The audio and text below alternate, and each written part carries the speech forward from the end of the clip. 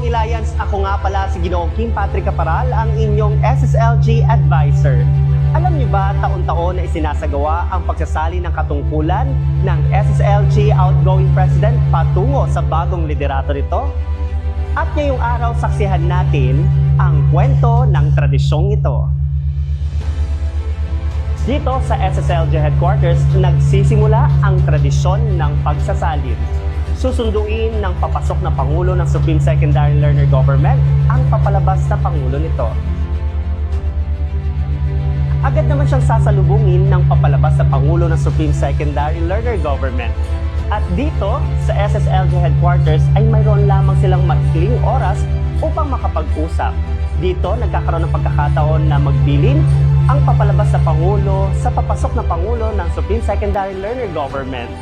Kasama nila rito ang kanilang mga vice-presidente.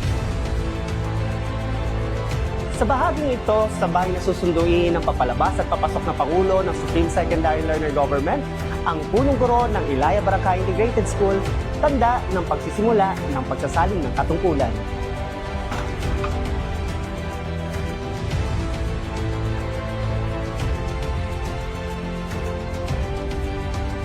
Mula sa Principal's Office, sabay na papagkasin ng papalabas at papasok na Pangulo ng Supreme Secondary Learner Government ang daan paakyat sa IBIS Elevated Gymnasium. Tanda ito na naabot na ng bagong pinuno ang pinakamataas na posisyon sa student government.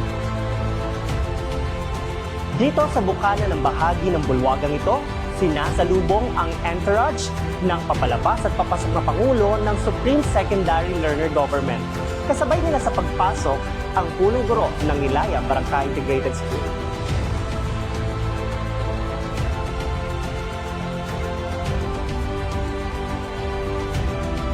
Isinasagawa ang pagsasaling ito tuwing unang bahagi ng taong panuruan. At ngayon, nakatakda itong isagawa ika-15 ng Agosto, tanda sa paggunita ng International Youth Day. Tradisyon na kung maituturing ang bagay na ito. At dito sa IBIS Elevated Gymnasium, taon-taon isinasagawa ang panunumpa ng mga bagong halal na opisyales ng Supreme Secondary Learner Government at gayon din ang iba't ibang mga active clubs and organizations ng ating paaralan.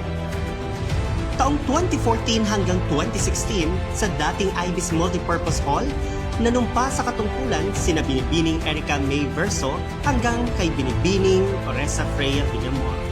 Taong 2017 naman, habang tinatayo ang ikatlong gusali ng paaralan, ay isinagawa sa Barangay Barangka Ilaya Amphitheater ang naging inaugurasyon ni Binibining Jessica Villahermosa. Taong 2018 nang unang gamitin bilang venue ng panunumpa ng mga nagdaang SSLG President ang IBIS Elevated Gymnasium.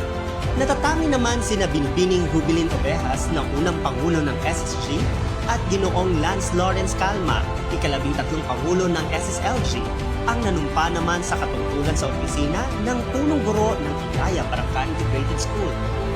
Taong 2020 hanggang 2021 na sa pamamagitan lamang ng online scheme, isinagawa ang inaugurasyon ni Ginoong Angelo Roman at Binibining Arabella Grace Italia dahil sa pandemyang dulot ng COVID-19.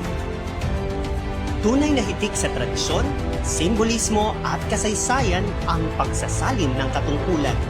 Ngunit higit pa rito ang nais nitong ipabatid na katumbas nito ay ang pagtanggap ng pananagutan, tungkulin at pagmamahal para sa ating sintang paaralan. Kaya sa darating na Sabado, ika-15 ng Agosto, sasaksihan natin at isasagawa ang taunang tradisyon ng pagsasalin ng katungkulan. Sasaksihan natin ang pagsasalin ni outgoing President Ginoong Luis Andre Chongson sa mismong katungkulan bilang Pangulo kay Ginoong Kent Simon Orque bilang ika-15 Pangulo ng Supreme Secondary Learner Government. At ito ay pagpapakita ng pagpapatuloy ng tradisyon at kasaysayan ng Ilaya Barangay Integrated School Supreme Secondary Learner Government. Hanggang sa muli mga giliw kong Ilayans, ako si Ginoong Kim Patrick Caparal. Hanggang sa muli, padayon!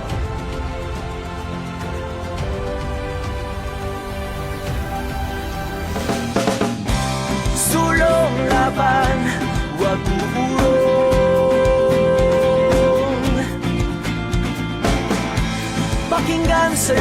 puso ang sigaw na dati bulong. Sulong laban, wag uurong.